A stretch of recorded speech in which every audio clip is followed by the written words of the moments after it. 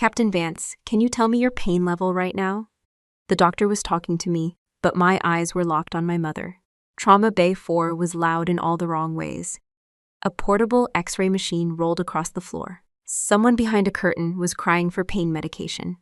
A nurse kept adjusting a monitor near my bed, while another cut away the last section of my work pants. I could smell iodine, bleached cotton, and blood. My blood. The left side of my body felt like it had been hit by a freight train. Every movement sent a sharp burst of pain through my leg. I already knew it was bad before anyone showed me the images. Then Dr. Eris Thorne pulled the monitor toward me. The fracture looked exactly as ugly as it felt. A structural support beam had failed during a bridge reinforcement project outside Carson Ridge Army Depot. 23 tons of steel shifted in less than 3 seconds. Most of the crew got clear. I didn't. Compound fracture of the femur, doctor. Thorne said. Surgery tonight. Simple words, huge problem. I nodded once. Engineers like data. Soldiers like facts. Neither group benefits from pretending. The doctor moved away to speak with the orthopedic team. My mother still wasn't looking at me.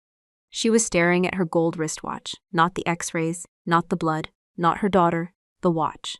Brenda Vance adjusted the sleeve of her cream-colored designer coat and checked the time again, then one more time.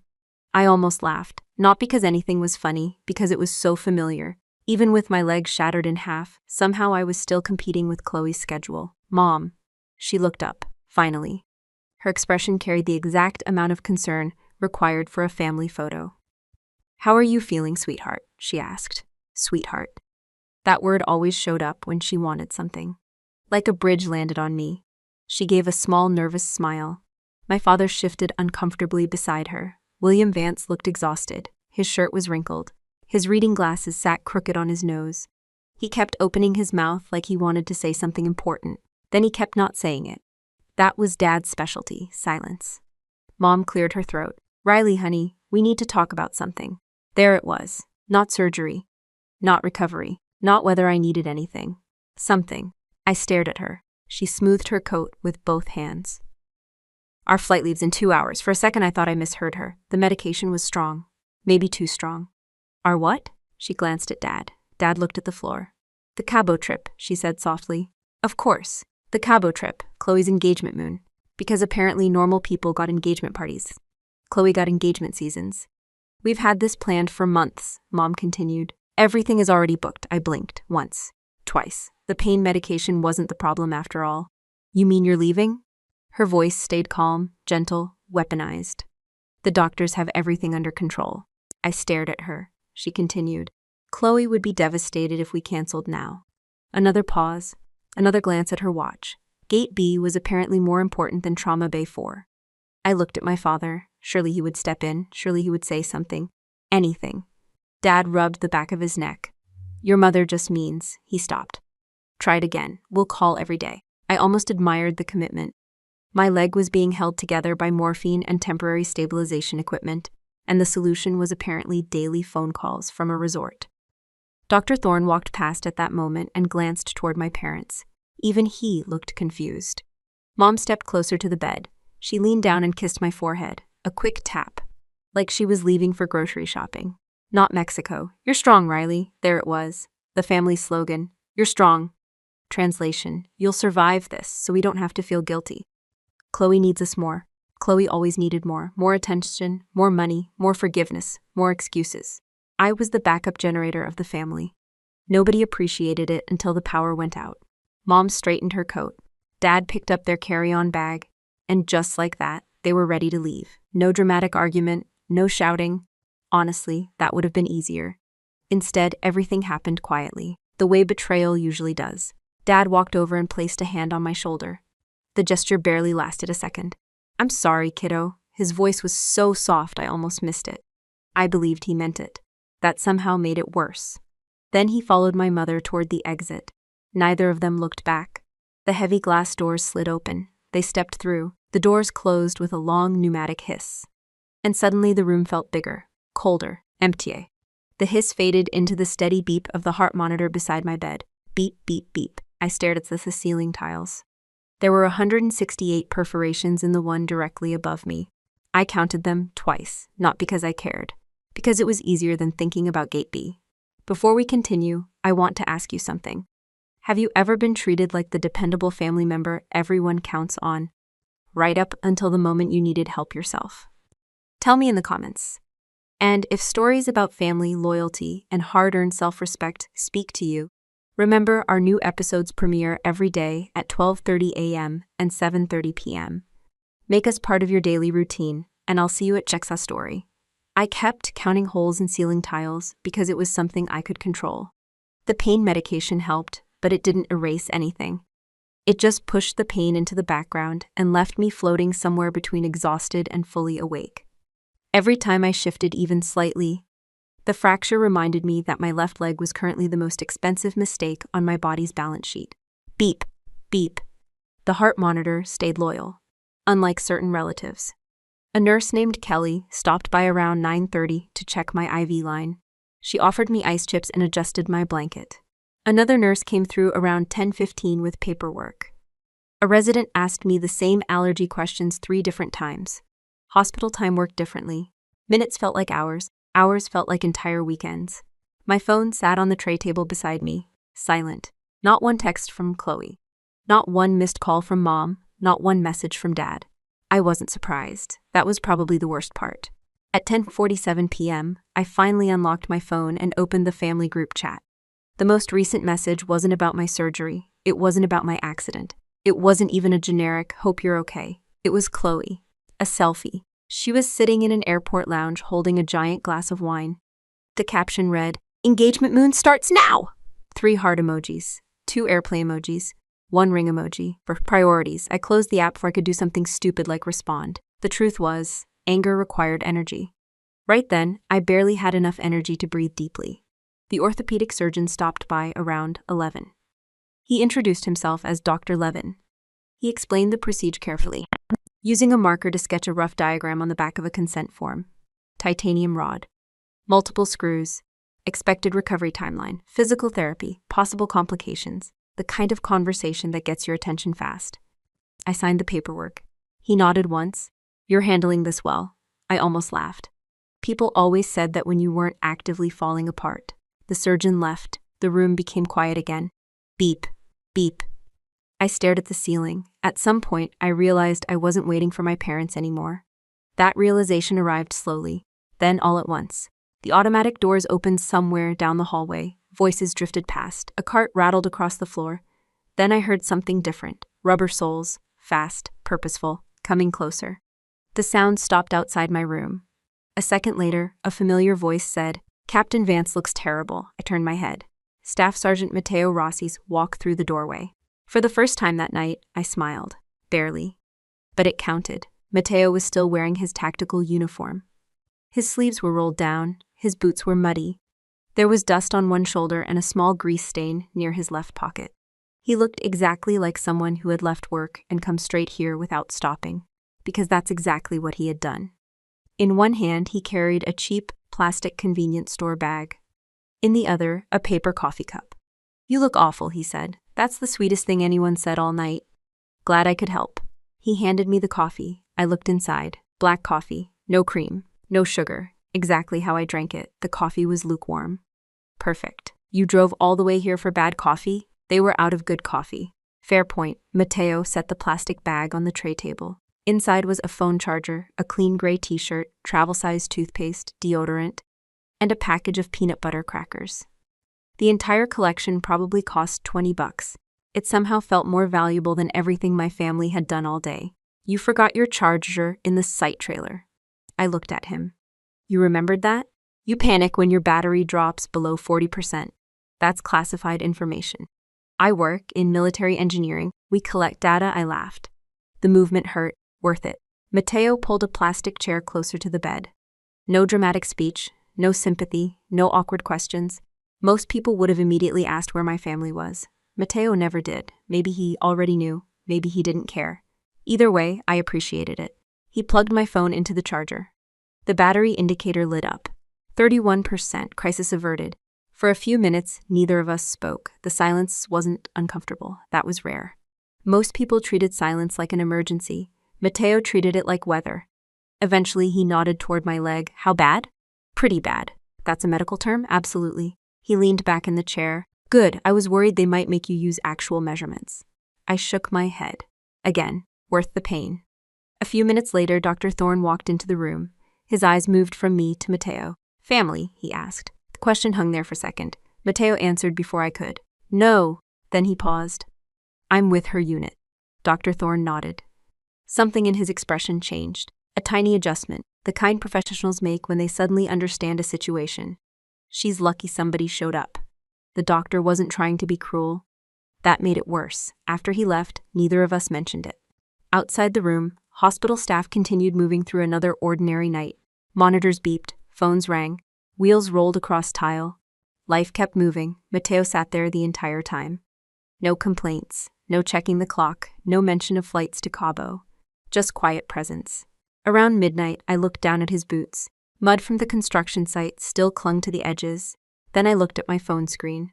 No missed calls, no messages, nothing. For years, I'd been told family was everything. Family comes first. Family takes care of each other. Family never leaves. Funny how reality updates old beliefs. I stared at those muddy boots a little longer. Then I looked at the empty screen one last time. And for the first time all night, something became perfectly clear. Blood makes you related. Loyalty makes you family. The plastic chair creaked every time Matteo shifted his weight, and somehow that sound stayed with me long after I left the hospital. 3 weeks later, a different sound filled my apartment. Click, click, click.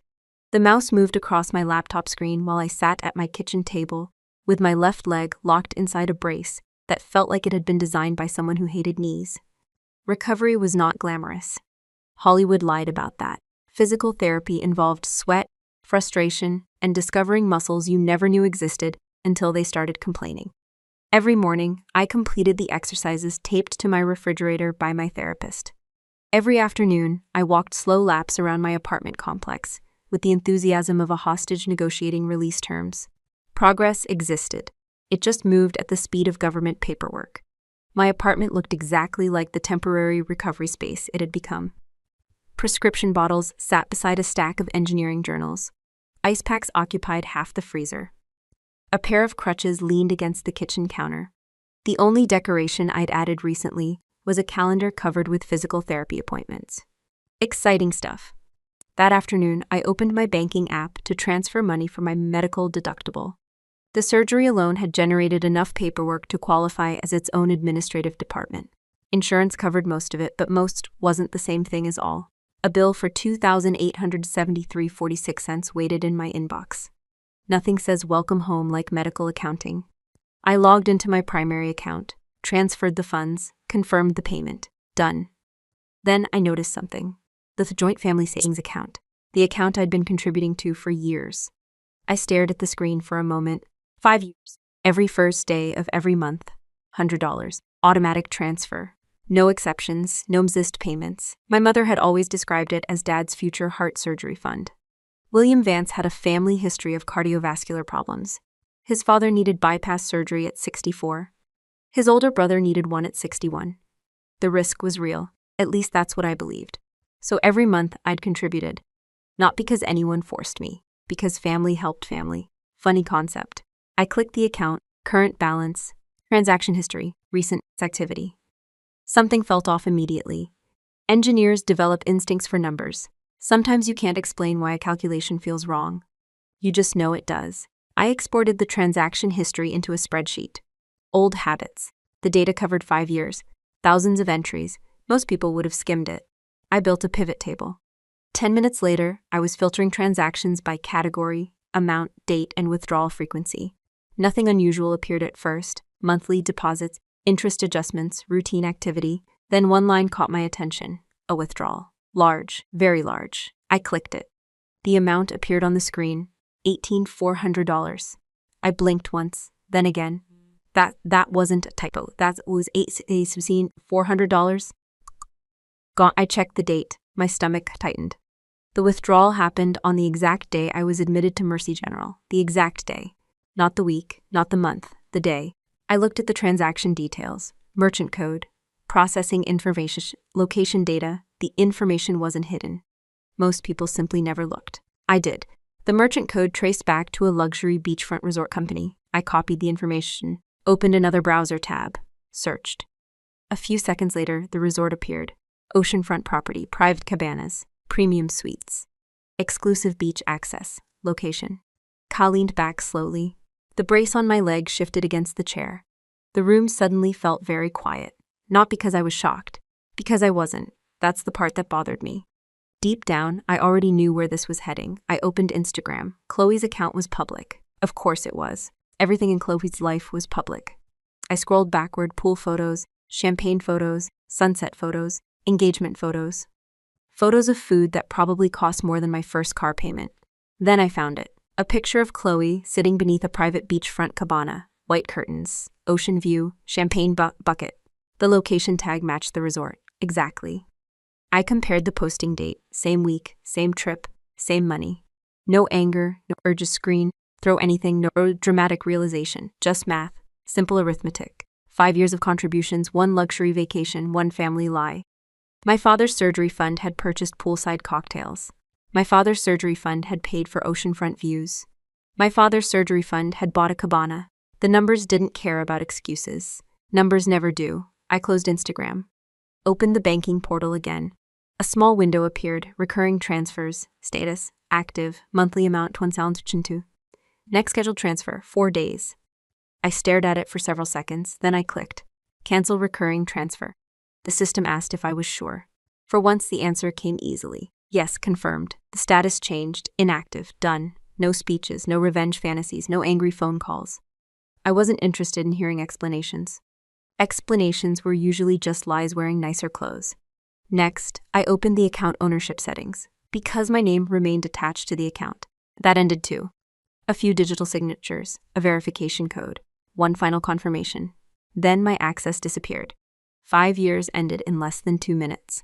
I sat quietly afterward. The apartment remained exactly the same. The brace still hurt, the bills still existed. Physical therapy still waited tomorrow morning. Life hadn't changed. Only my understanding of it had. My phone sat beside the laptop. Mom's contact information remained untouched. Dad's number remained untouched. Chloe's number remained untouched. I didn't call any of them. What would be the point? The spreadsheet had already spoken, and unlike my family, spreadsheets rarely lied. I saved a copy of the transaction report into a folder. Closed the browser, closed the banking app, closed the spreadsheet. Then I lowered the laptop screen. The sharp snap echoed through the apartment, a clean sound. Final. The kind of sound a door makes when someone decides they're done walking through it. I left the spreadsheet exactly where it was saved and never opened it again. Some people think cutting ties happens in a dramatic moment. They imagine shouting matches, slammed doors, and emotional speeches that belong in movies. Real life is usually quieter. I didn't block my family's numbers. I didn't send angry texts. I didn't announce boundaries. I simply stopped doing all the work. That turned out to be enough. The first week passed without anyone noticing. The second week passed too. By the third week, it became obvious that nearly every conversation we'd ever had started because I initiated it. Interesting discovery. My mother never called to ask how physical therapy was going. My father never checked whether I was walking yet. Chloe never asked if the second surgery had been scheduled. Nothing. The silence wasn't hostile. It was worse. It was effortless. I existed in their lives only when I was useful. Once I stopped providing money, organization, transportation, advice, and emergency problem solving, I apparently became optional. That realization hurt less than my leg. Mostly because I was getting used to it. Every morning started the same way. Coffee. Stretching. Physical therapy exercises. Complaining. More stretching. The therapist assigned to my recovery was a former college athlete named Denise. She possessed the rare ability to smile while causing tremendous suffering. 5 more reps. You said that 5 reps ago. Those were different reps. That's not how numbers work. Keep moving, Captain. Cruel woman. Effective therapist. By the beginning of month 3, I could walk without a cane. By month 4, I could climb stairs normally again. By month 5, I was walking 2 miles every day along the Riverside Trail near my apartment. The route became part of my routine. A retired man named Frank walked his golden retriever there every morning. A woman in her 70s power walked faster than most military recruits. A teenager practiced skateboard tricks near the bridge. Nobody knew my history. Nobody expected anything from me. It was strangely peaceful. One afternoon after physical therapy, I sat down with a financial planner I'd met through a veterans housing program. For years, most of my disposable income had disappeared into family emergencies, family birthdays, family loans, family obligations, family disasters. Funny how much money appears once you stop funding other people's bad decisions. The planner reviewed my accounts, my military benefits, my savings, my retirement contributions. Then he looked up. "You know you can buy a house, right?" I stared at him. "A real house?" He blinked. "That's generally the kind people buy." Fair point. 3 months later, I signed paperwork for a small single-story home on the edge of Carson Ridge. Nothing flashy. Nothing expensive. 2 bedrooms, a modest backyard, a garage barely large enough for my truck. The previous owner had planted tomatoes near the fence line. The entire place smelled faintly of fresh paint and new beginnings. I moved in on a Thursday. Mateo helped carry boxes. Naturally, he complained the entire time. "Why do you own 14 coffee mugs?" "I don't own 14 coffee mugs." He opened a box. There were 14 coffee mugs. I hated being wrong. The first night in that house, I sat alone in my living room surrounded by unopened boxes. No television, no decorations, no furniture except a folding chair. And yet it felt more like home than anywhere I'd lived in years, because everything inside belonged to me, not emotionally, literally. Mine, no shared accounts, no hidden withdrawals, no financial parasites, just mine. Months continued passing. Summer became fall. Fall started drifting toward winter. The family group chat remained muted. I never left it. I simply stopped reading it regularly. Every few weeks, curiosity got the better of me. Big mistake. One evening, I opened it and found 37 unread messages. Most involved Chloe, again, a new dining room set, a luxury mattress, imported kitchen appliances, photos from expensive restaurants, a weekend spa retreat. Meanwhile, my mother posted pictures from elaborate garden parties in her backyard. Fresh flowers, catered food, wine glasses, decorative lighting. The comment section overflowed with friends calling her generous and devoted. I nearly choked on my coffee. Generous. That was one word for it. Another word was funded. The funny thing about engineering is that it changes how you see the world. When I looked at a bridge, I didn't see beauty first. I saw load calculations, material limits, stress points, failure potential. Everything looked stable until the math said otherwise. Families weren't much different. You could paint over problems, hide debt, ignore warning signs, pretend everything was fine. The numbers always knew better. And eventually the numbers collected payment.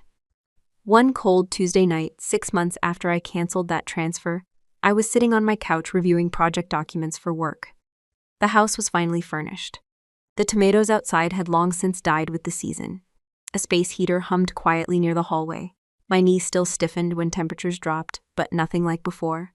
Life felt steady, earned, peaceful. Then my phone buzzed. A missed call from Mom. I stared at it. The first direct call in nearly 5 months. Interesting. A minute later, another call arrived. Then another, then Dad, then Chloe.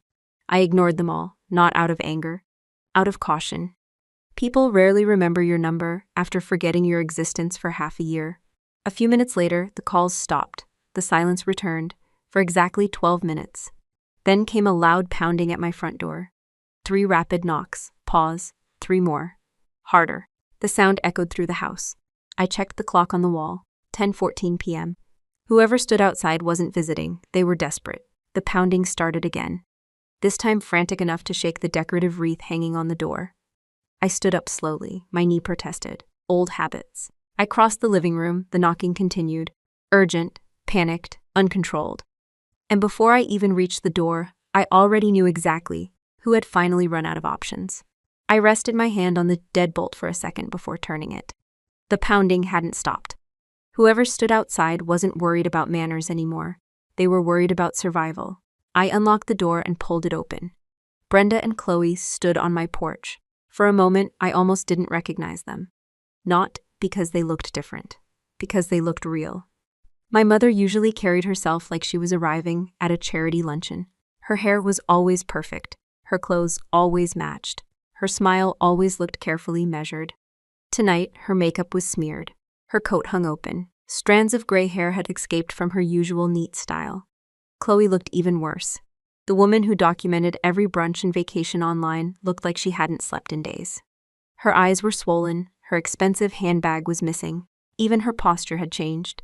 Panic had a way of removing accessories. Neither of them spoke immediately. They simply stood there, breathing hard, shivering, looking at me. The same people who had walked out of Mercy General 6 months earlier now looked like passengers staring at a lifeboat. Interesting reversal. Riley. My mother's voice cracked. That got my attention. Brenda Vance didn't crack. Not even when she wanted sympathy. She controlled every conversation like a professional conductor. Tonight, the orchestra had apparently caught fire. What happened? I asked. Not because I felt warm and forgiving, because facts came before decisions. Mom swallowed. Chloe stared at the porch floor. Then my mother delivered the first piece of bad news. Your father had a heart attack. The sentence landed hard. No matter what had happened between us, William Vance was still my father. A dozen questions appeared immediately. When? How bad? Was he alive? Where was he? My mother answered most of them before I asked. It happened Sunday afternoon, 3 days ago. Interesting. 3 days. They waited 3 days before showing up. That detail quietly took a seat in the back of my mind. He survived, she continued. But there were complications. Of course, there were. There always were. A heart attack rarely arrives alone. He needs specialized cardiac rehabilitation and long-term monitoring. I nodded once. That sounded expensive. Then she said the number $9,500 a month. There it was. The real reason they were standing on my porch. The amount hung in the cold air between us. I didn't react. Engineers learn quickly that numbers aren't emotional. They're simply information. My mother kept talking. The words came faster now. Doctors, facilities, insurance limitations, deposits, waiting lists, assessments. The details blurred together. Then Chloe suddenly started crying, real crying. Not social media crying, not wedding crying, not attention crying, messy crying. The kind people do when reality sends a bill. I looked at her. What happened to Ethan? Her head snapped up. That question hit harder than anything else. My mother answered instead. Ethan filed for divorce. I blinked, twice. That was unexpected. Apparently life had been busy while I was minding my own business. 2 weeks ago, Mom added. The silence stretched. Then Chloe laughed. One short, bitter laugh. It sounded strange coming from her. He thought we were wealthy. There it was. Honesty. A rare family event. Apparently Ethan had enjoyed the lifestyle, the luxury trips, the expensive dinners, the designer furniture, the appearance of success. Then he started looking at actual numbers. Big mistake. According to Chloe, the divorce attorney had uncovered approximately $42,000 in credit card debt spread across multiple accounts. $42,000. I almost admired the dedication. That level of financial self-destruction required commitment. Chloe wiped her eyes. He said I spend money like consequences aren't real. I kept my expression neutral, because arguing with facts seemed unnecessary. For several seconds, nobody spoke. Cars passed somewhere down the street. A dog barked in the distance. The porch light buzzed softly overhead. Then I noticed something. Neither of them had asked how I was doing. Not one question. Not about my leg. Not about recovery. Not about the surgery. Not about the house. Nothing. Straight to money. Efficient, at least. My mother suddenly stepped forward. Her composure finally cracked completely. She grabbed my sleeve with both hands. The movement surprised me. Brenda Vance wasn't a hugger, or a toucher, or particularly affectionate. Physical contact usually meant she wanted something. Tonight was no exception. Riley, thank God. Her voice trembled, not dramatically, strategically. The same tone she'd used my entire life whenever she needed me to rescue a situation. You have to help us. There it was, the assignment. Not a request, an assignment. You have to help us talk to the hospital administrators. She tightened her grip. We need your savings to cover your father's deposit. The sentence finally arrived. The destination of the entire journey. Not concern, not reconciliation, not regret. Money. Again, I looked down at her hands, small, shaking, desperate. 6 months ago, those same hands checked a wristwatch while I waited for surgery. Funny how time worked. Nobody spoke. The cold air settled around us. Chloe watched me like someone waiting for a verdict. My mother's breathing grew faster. They were terrified. And for the first time in years, I realized something important. Their fear no longer controlled me. That was new. I gently loosened my sleeve from my mother's grip, not aggressively, not emotionally, just calmly. Then I stepped back from the doorway. The warm air from inside the house drifted onto the porch. Both women looked exhausted, broken even. Whatever came next, I preferred facts over front yard theater. Come inside, I said. Neither woman moved at first. as if they couldn't quite believe the invitation. Then they followed me into the house. And for the first time since Mercy General, my family crossed a threshold they could no longer pretend didn't exist. I closed the front door behind them and listened to the lock click into place. Neither of them noticed the house. That was the first thing I noticed. Most people walking into a home for the first time glance around. They look at the furniture, the photos, the layout, something. Not Brenda, not Chloe. They walked straight into the living room like emergencies entering a disaster zone. Their eyes searched for solutions, not me, solutions. I motioned toward the couch. They sat. I lowered myself into the armchair across from them. The room was warm, comfortable. The exact kind of place I had spent 6 months building for myself. A framed photograph from my engineering unit sat on one shelf. A small stack of books rested beside the fireplace. The coffee table had a few work documents spread across one corner, simple, organized, peaceful. My mother had never seen any of it before. Neither had Chloe. That fact deserved a moment of appreciation. They had ignored my existence for half a year. Now they were sitting in the middle of it. Life had a sense of humor. For several seconds, nobody spoke. Then Brenda started crying, not loud crying, not dramatic crying, strategic crying, the soft kind, the kind she had perfected over decades. Tears rolled slowly down her cheeks while she pressed a tissue against one eye. If you didn't know her, you'd think you were looking at a devastated wife carrying the weight of the world. I knew her. I knew every move, every pause, every carefully chosen word, every sigh. This wasn't new. The only thing that changed was that I finally recognized the pattern. Your father is suffering, Riley. There it was, the opening statement. I nodded once. He is, she seemed encouraged. My entire life has fallen apart. Another tissue, another tear, a quick glance to measure my reaction. I gave her nothing. That appeared to frustrate her. Good. Meanwhile, Chloe sat hunched forward with both hands wrapped around a mug of coffee I had given her 10 minutes earlier. She hadn't taken a sip.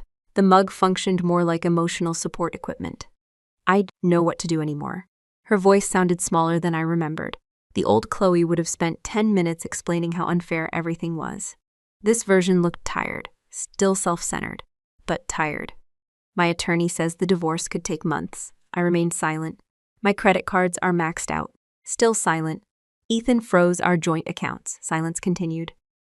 The room started working exactly the way courtrooms do. The person speaking eventually becomes uncomfortable enough to tell the truth. Chloe kept going. I thought we'd figure things out. Interesting phrase.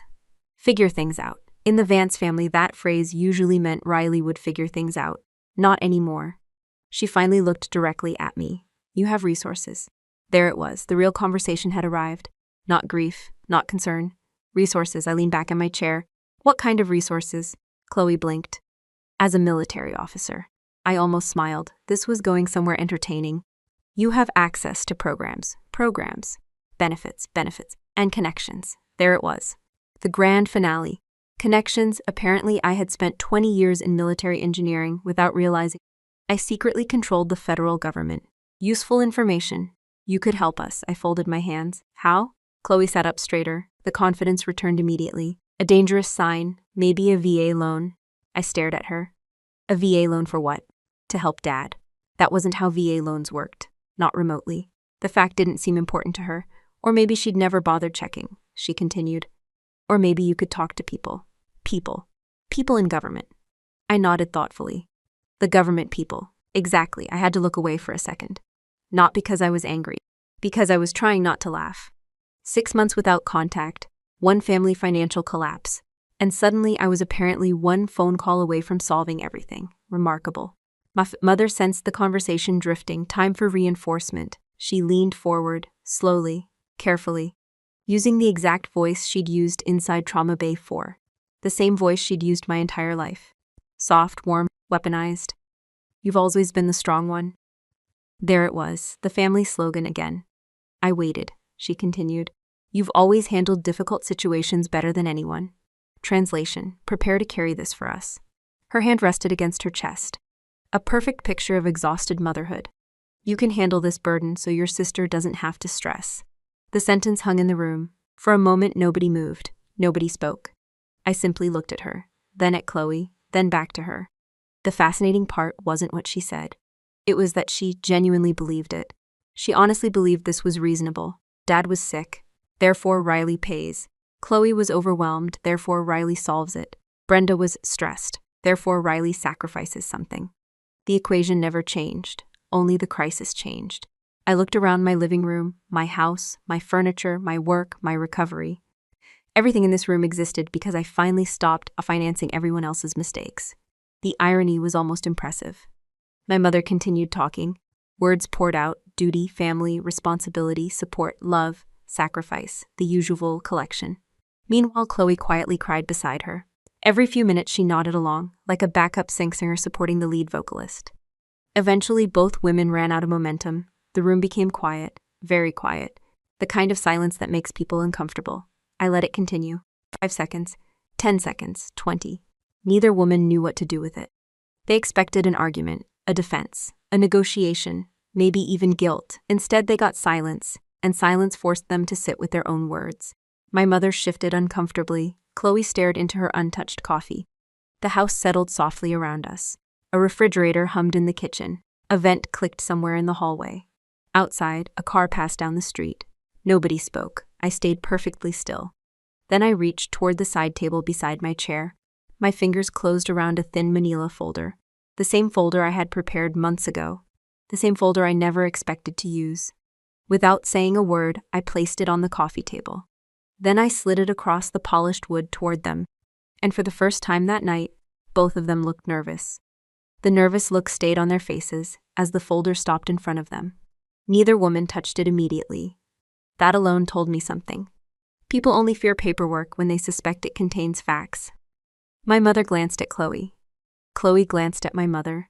For the first time all evening, neither one seemed eager to lead the conversation. Interesting. Finally, Brenda reached forward and picked up the folder. I already knew what she expected.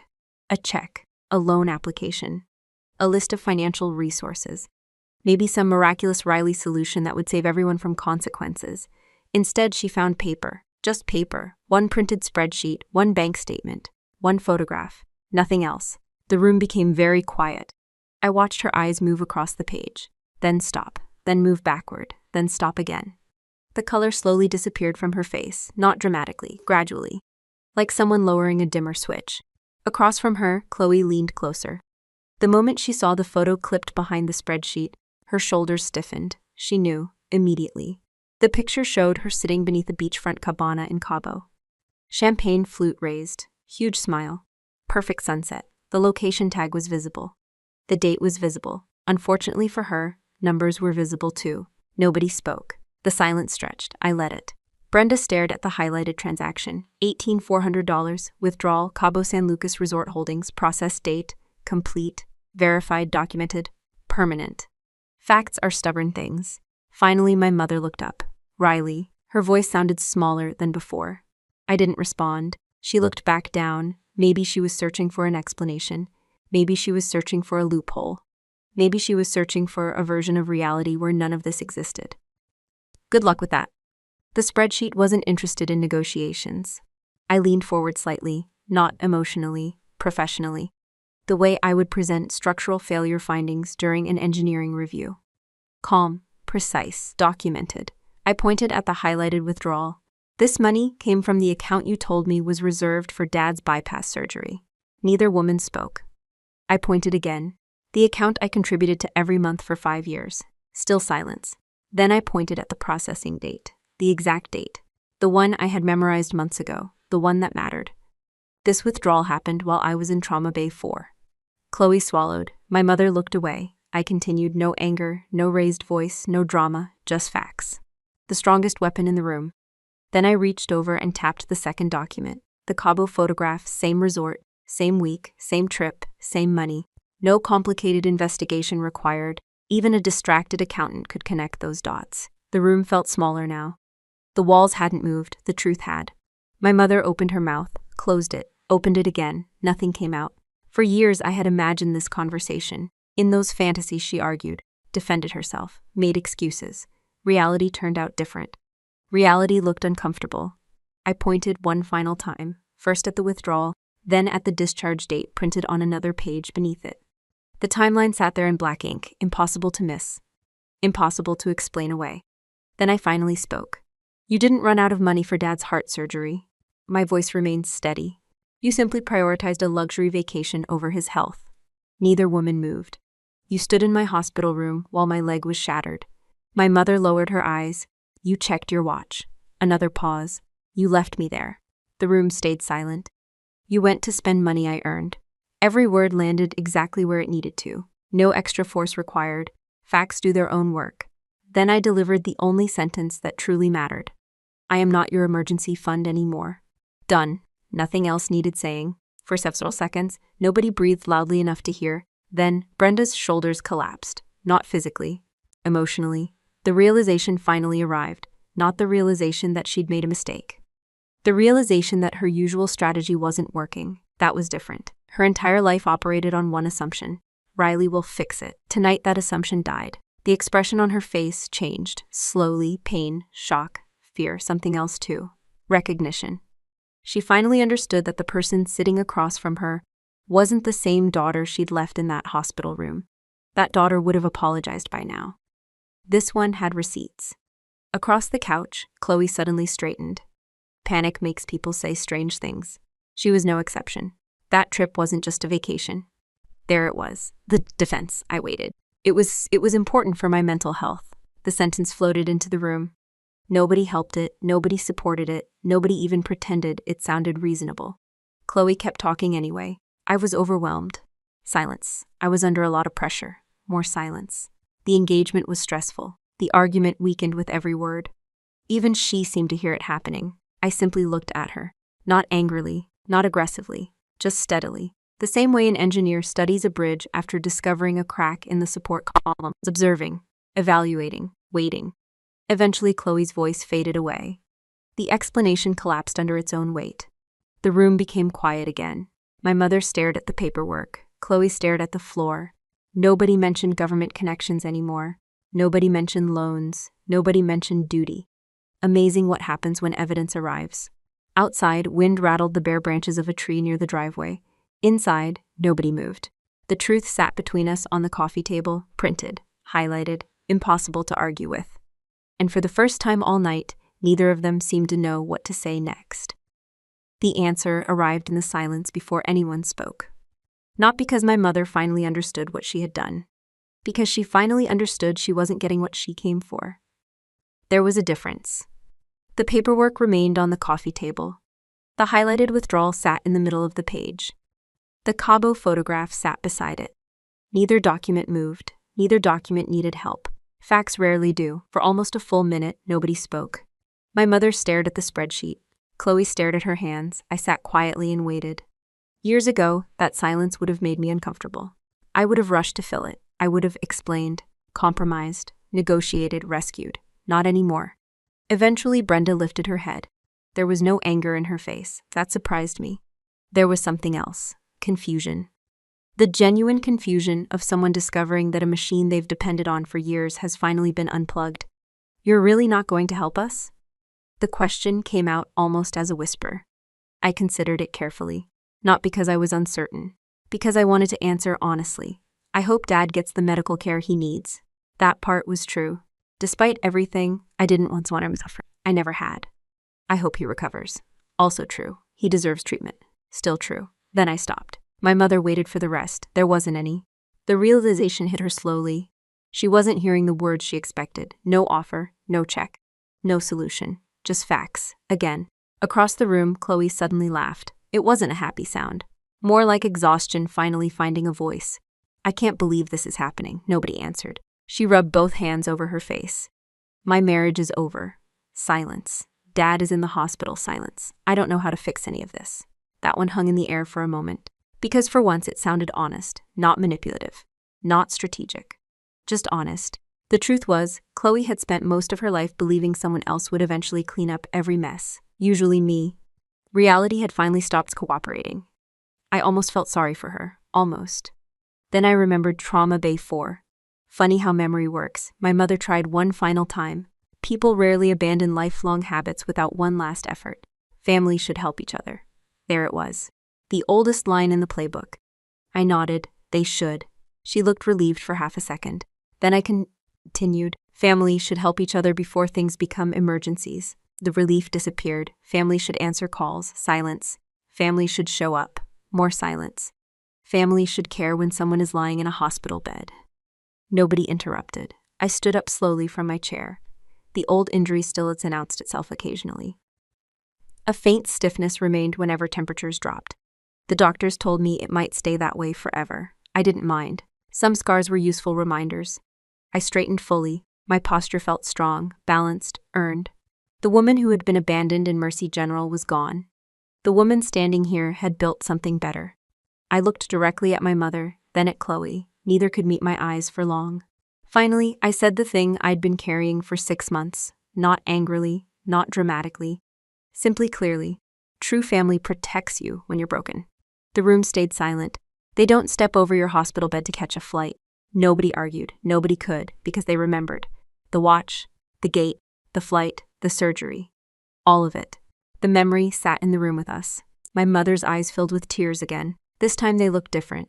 Not persuasive, not calculated, just sad. Maybe she finally saw it. Maybe she didn't. At that point, it no longer mattered. Some lessons arrived too late to change outcomes. The clock on the wall ticked quietly. A car passed outside. Life continued. Eventually, my mother stood. Slowly, heavily. Like someone carrying something she couldn't put down. Chloe followed. Neither woman argued. Neither woman begged. The fight had ended the moment evidence entered the room.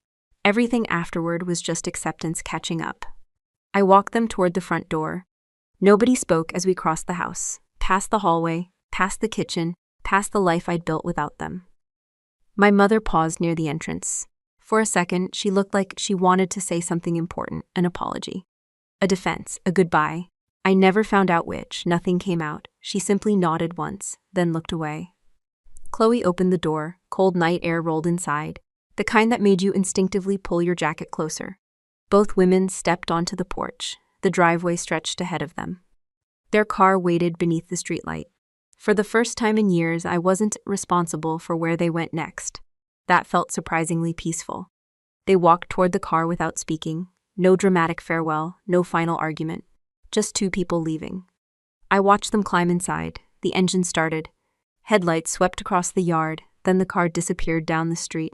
Gone. I stood there for another moment, listening. Nothing. Just quiet. Then I closed the front door. I turned the deadbolt. Click. A small sound. A satisfying sound. A final sound. Not because I had locked them out. Because I had finally stopped leaving myself open. The house settled around me. Warm. Calm. Mine. I walked back into the living room, past the couch, past the coffee table, past the folder that no longer mattered. The night was quiet. The future was uncertain. But for the first time in a very long time, neither one frightened me. Because dignity isn't something another person gives you. It's something you stop giving away. The house felt different after they left. Not quieter. It had already been quiet for months, not larger.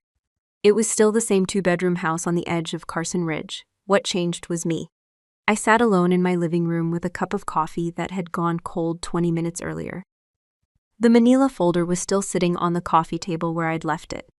The paperwork that had ended the conversation remained exactly where it was. For a second, I considered throwing it away. Then I laughed. Not because anything was funny. Because 6 months earlier, I would have thought that folder represented revenge. Now it looked more like a receipt. A very expensive receipt. I got up, carried the papers into my office, and placed them inside a filing cabinet. Then I closed the drawer and realized something. I wasn't angry anymore. That surprised me. For most of my recovery, I thought anger was what kept me moving forward. Anger got me through physical therapy. Anger got me through lonely nights. Anger got me through while watching my family pretend I didn't exist. But sitting there alone, I realized something else had replaced it. Clarity. And clarity is a lot less exhausting. Over the next few days, I kept thinking about a question that had bothered and haunted me since the night my mother stood in Trauma Bay 4 checking her watch. Why had I tolerated it for so long?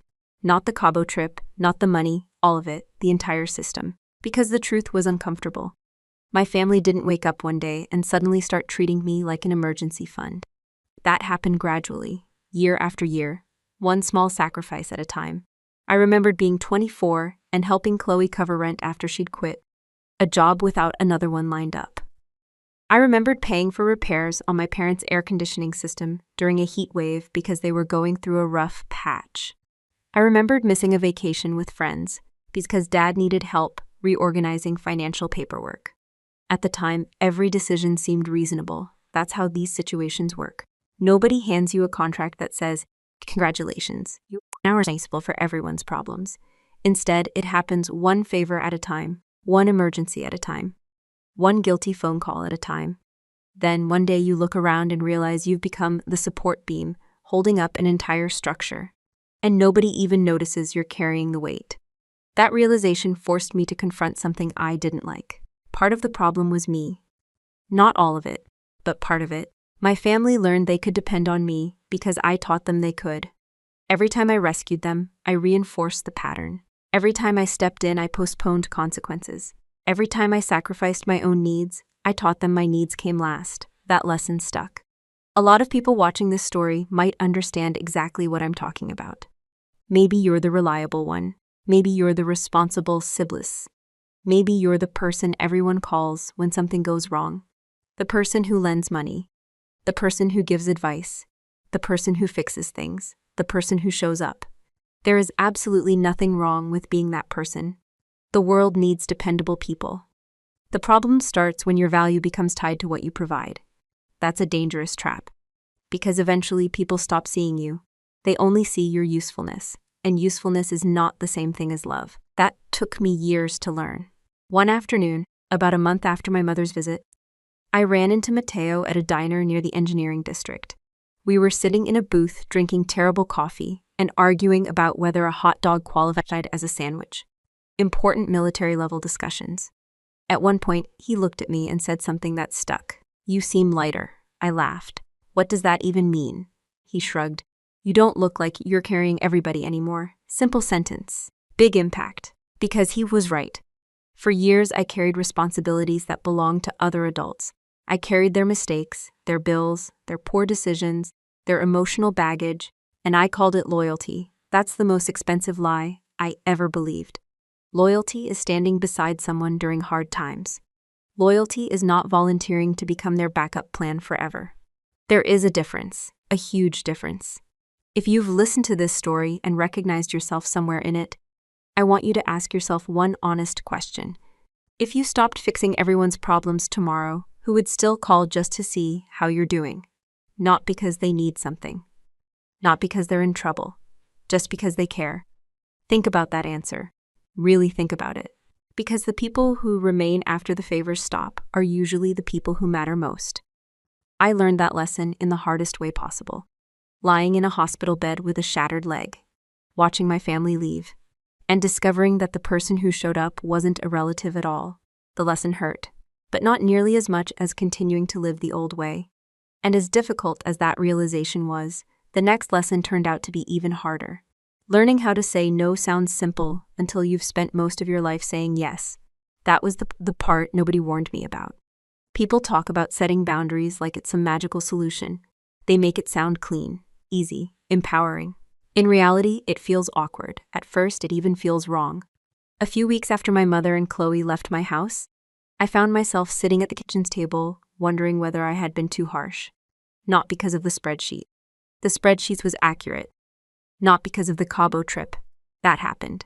Not because of the money. That was documented. I was questioning myself, because that's what people like me tend to do.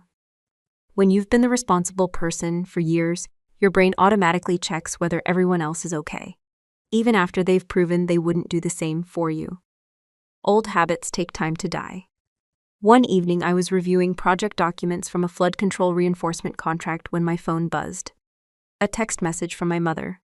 The first one in weeks. It wasn't an apology. It wasn't an update about my father's recovery. It wasn't a question about my health. It was a request. She wanted contact information for a financial advisor. I stared at the message for several seconds. Then I sent back the name of a local advisor and wished her luck. That was it. No money, no rescue mission, no emergency deployment. The conversation ended there. 6 months earlier, I would have spent 3 hours researching options, making phone calls, organizing meetings, and solving the problem personally. Now I simply provided information. The responsibility remained where it belonged, with them. That felt strange. But it also felt healthy. The more distance I gained, the more clearly I started seeing patterns I had ignored for years. One pattern stood out immediately. Nobody objected when I helped. Nobody complained when I paid. Nobody questioned my sacrifices. The problems only started when I stopped. Think about that for a moment.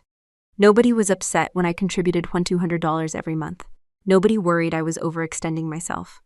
Nobody asked whether I was saving enough for my own future. Nobody said, "Riley, maybe you should keep some of that money for yourself." Funny how that works. The concern only appeared after the money stopped flowing. That's when I learned something important. Healthy relationships survive boundaries. Unhealthy relationships treat boundaries like a tax. There is a difference, a huge difference. Several months after my recovery, I had lunch with a retired Army colonel named Diane Mercer. She had mentored a lot of younger officers over the years and possessed the rare gift of saying uncomfortable things without sounding mean. At one point, I told her everything. The hospital, the account, the withdrawal, the confrontation, the aftermath. She listened quietly while eating half a turkey sandwich.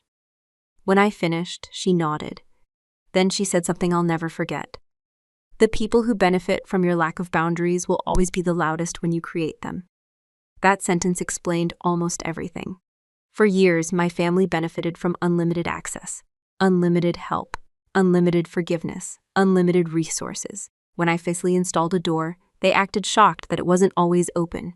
But doors are supposed to open and close. That's literally their job. Boundaries work the same way. A lot of people misunderstand boundaries. They think boundaries are punishments. They're not. They think boundaries are walls. They're not. A boundary is simply a statement of responsibility. This belongs to me. That belongs to you. Simple. Adults are allowed to have responsibilities. Adults are also allowed to keep them. The hardest part for me wasn't saying no. The hardest part was watching other people react to it, especially when they tried to make me feel guilty, because guilt is powerful. It makes good people question themselves. It makes responsible people overcommit. It makes compassionate people ignore warning signs. That's exactly why some people use it. And if you're listening to this story right now, I want to share something that would have saved me years of frustration. When someone gets angry because you stopped solving their problems, ask yourself one question. Are they upset because I hurt them? Or are they upset because I stopped helping them avoid consequences? Those are not the same thing, not even close. My father eventually entered a long-term cardiac rehabilitation program. Not because I paid for it, because they figured it out. They sold assets, adjusted expenses, made difficult decisions, exactly what adults do when reality arrives. The world didn't end. Nobody starved. Nobody ended up homeless. The crisis felt impossible only because they wanted somebody else to carry it. That realization changed the way I view responsibility. Helping people is a wonderful thing. Being consumed by their problems is not. Supporting someone is healthy. Saving them from every consequence is not. And if you're the person who always gets the phone call, always writes the check, always fixes the mess, I want you to remember something. You can care about people without carrying them. You can love people without financing them. You can support people without sacrificing yourself. I wish I had learned that lesson earlier. It would have saved me a lot of money and a lot of disappointment. But there was still one lesson left. The most important lesson of all. Because after everything that happened, I finally understood something about family that had nothing to do with blood, last names, or shared history. Understanding boundaries changed my life. Understanding family changed it even more. For most of my childhood, I believed family was simple. You shared the same last name. You shared holidays. You shared DNA. That was the definition. End of discussion. At least that's what I thought. Then life started introducing exceptions. And exceptions have a funny way of exposing weak definitions. A few months after everything happened, I was helping supervise a flood control reinforcement project outside Carson Ridge. The work site sat along a section of river that had damaged several neighborhoods during a storm season a few years earlier. The project involved steel retaining structures, drainage improvements, and enough paperwork to make grown adults cry. A normal Tuesday. Around lunchtime, I was sitting in a folding chair reviewing inspection reports when Mateo walked over carrying 2 sandwiches. He dropped one onto my clipboard. "You're working through lunch again." I looked up. "So are you. That's different." It literally isn't. He sat down. We spent the next 20 minutes arguing about project timelines, budget overruns, and whether government contractors should ever be trusted with delivery estimates. In other words, friendship. Nothing dramatic happened. Nothing inspirational happened. Nobody gave a speech. And that's exactly the point. The most important people in your life usually don't arrive with dramatic music playing in the background. They show up consistently, again and again, in small ways. The older I get, the more I appreciate that. When I was lying in Trauma Bay 4, I thought the biggest moment of that night was watching my parents leave. Looking back, I was wrong. The most important moment happened later. It was the sound of rubber soles on hospital flooring, the sound of somebody showing up.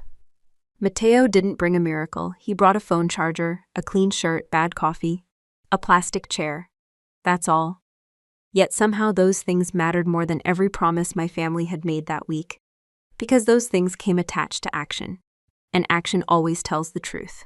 One thing I've learned is that people reveal what matters to them through behavior, not speeches. Anybody can say they care. Anybody can post inspirational quotes.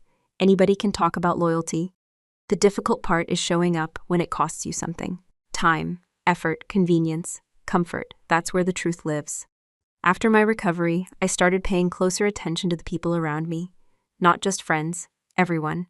The retired neighbor who checked on me after a winter storm knocked out power in half the neighborhood.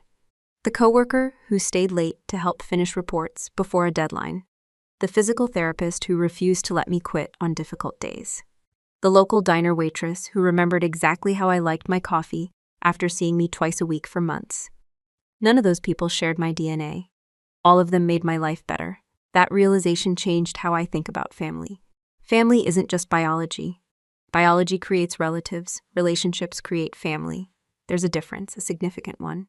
And before anyone misunderstands me, I'm not saying blood relationships don't matter. Many families are wonderful. Many parents sacrifice everything for their children. Many siblings remain loyal for life. That's a beautiful thing when it happens. But when it doesn't happen, you don't have to spend the rest of your life pretending it does. That lesson took me years to learn. A lot of people stay trapped because they feel guilty acknowledging reality. They keep waiting for someone to become the person always hoped they would be. They keep investing energy into relationships that never return it. They keep chasing approval from people who only notice them when they need something. I've been there. I understand it. But eventually reality deserves more respect than wishful thinking. One afternoon, nearly a year after the accident, I received a short text message from my father. Just one sentence. 3 words. I'm doing better. That was it. No request, no guilt, no hidden agenda, just information. I stared at the message for a while. Then I replied, glad to hear it. And strangely enough, that felt right. Not because everything was fixed. It wasn't. Not because the past disappeared. It didn't. But because I finally understood something. Forgiveness and access are not the same thing. You can wish someone well without reopening every door. You can let go of anger without surrendering your boundaries. You can move forward without moving backward. That distinction gave me peace. If you've stayed with me through this entire story, I hope you take one thing away from it. Pay attention to the people who show up. Not the loudest people. Not the most dramatic people. Not the people who make the biggest promises. The people who consistently show up. The friend who answers the phone. The neighbor who checks on you. The coworker who helps when nobody is watching. The spouse who stays. The sibling who calls. The mentor who believes in you. The people who choose you. Because at the end of the day, those relationships are often the strongest ones you'll ever have. And if this story reminded you of someone who stood beside you during one of the hardest moments of your life, don't wait. Call them, text them, thank them. People should hear they're appreciated while they're still around to hear it. And if you enjoy stories about self-respect, healthy boundaries, family dynamics, and real-life lessons that can actually help you navigate your own relationships, make sure you subscribe to the channel. We share new stories every day at 12:30 a.m. and 7:30 p.m. Join our community, and I'll see you in the next story.